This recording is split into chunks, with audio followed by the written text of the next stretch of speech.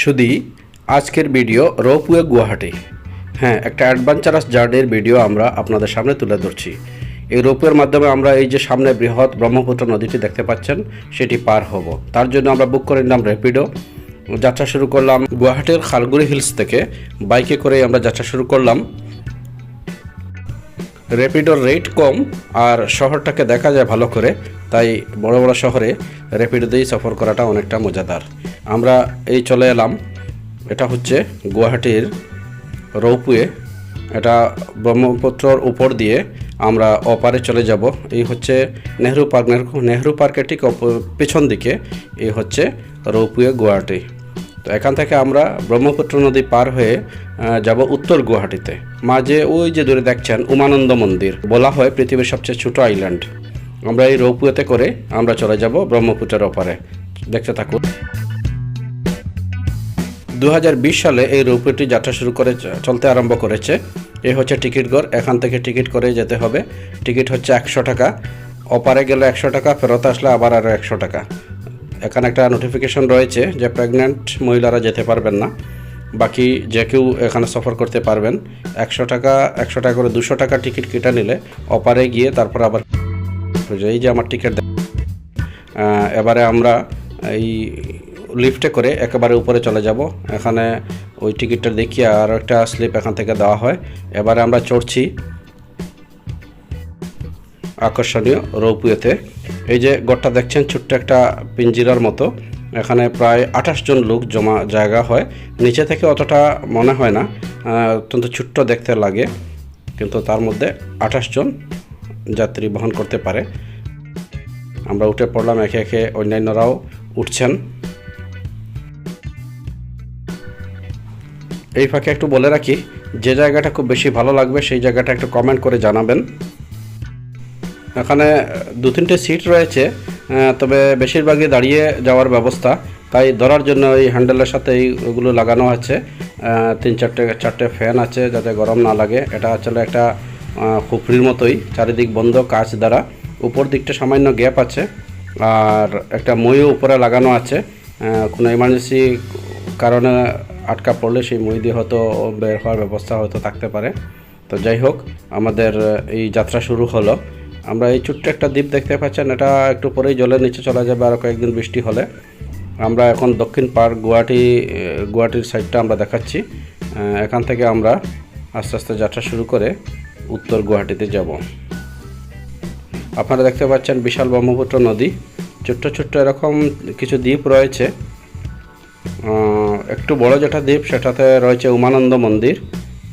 এই উমানন্দ মন্দিরের ঠিক উপর দিয়েই আমরা যাব। আপনারা দেখতে পারবেন, এটা পুরনো একটা পিলার।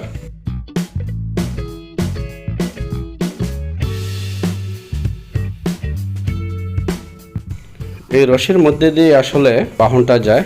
এই রোপওয়ের যেটা খুপড়ি যেটার মধ্যে আমরা বসে আছি সেটাই রশির মধ্যে দিয়ে যায়, তাই এটাকে বলা হয় রোপওয়ে। রোপ মানে রশি, আপনারা জানেন। ওই যে দেখতে পাচ্ছেন বিশাল ব্রহ্মপুত্র নদী।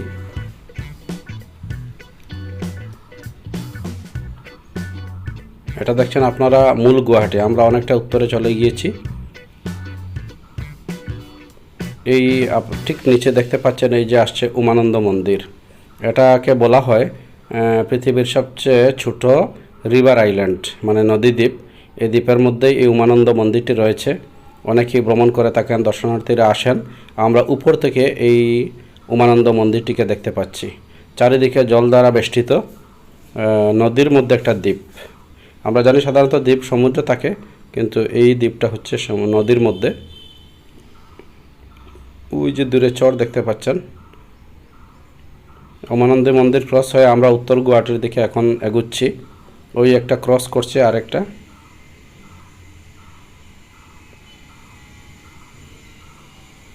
ওটা ঠিক উমানন্দ মন্দিরের উপরে এখন রয়েছে। আমরা উমানন্দ মন্দির ছেড়ে এসেছি, উত্তর গুয়াহাটির দিকে যাচ্ছি।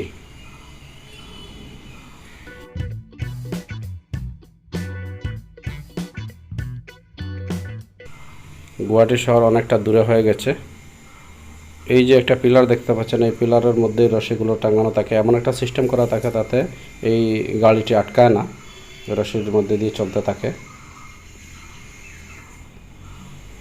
ওই যে দূরে গুয়াহাটি শহর দেখতে পাচ্ছেন।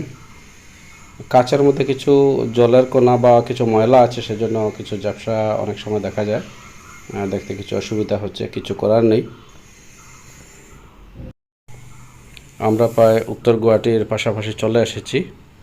এই রোপওয়ে থাকার কারণে এখন দূর থেকে গুয়াহাটি শহরকে দেখা যায় বা উত্তর গুয়াহাটিতে যাওয়াটা অনেকটা সহজ হয়েছে। তো এটা চড়ার মজা নেওয়ার জন্যই যারা গুয়াহাটি ঘুরতে আসেন তারা এটা চড়ে থাকেন। আমাদের এলাকার অনেকেই হয়তো এটা জানেন না, তো এখানে সবাই মজা নিচ্ছেন। উত্তর পাশে আমরা একেবারেই পাশাপাশি চলে এসেছি। এখানে একটু আগে গেলে এটা ওখানে গিয়ে থামবে, আমরা সবাই নেমে যাব।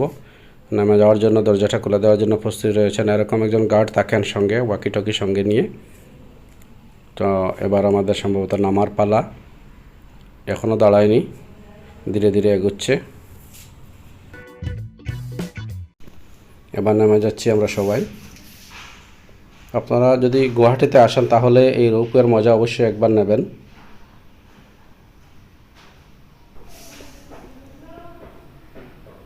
এই যে একখানা চলে যাচ্ছে, আমরা এদিকে ঢুকেছি, অপর একটা গুয়াহাটির দিকে রওনা দিচ্ছে অনেক যাত্রী নিয়ে।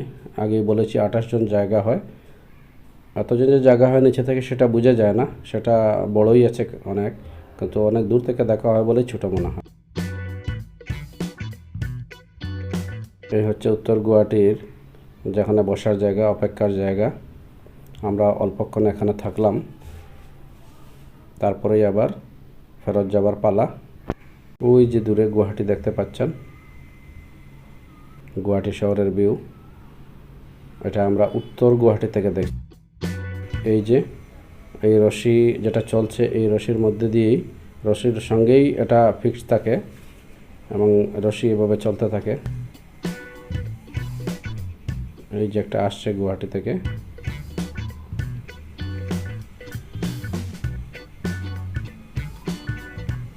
রোপওয়ের মজা কিন্তু নেবেন অবশ্যই। যেখানে ঘুরতে যান অনেক সব জায়গায় কিন্তু এগুলো থাকে না।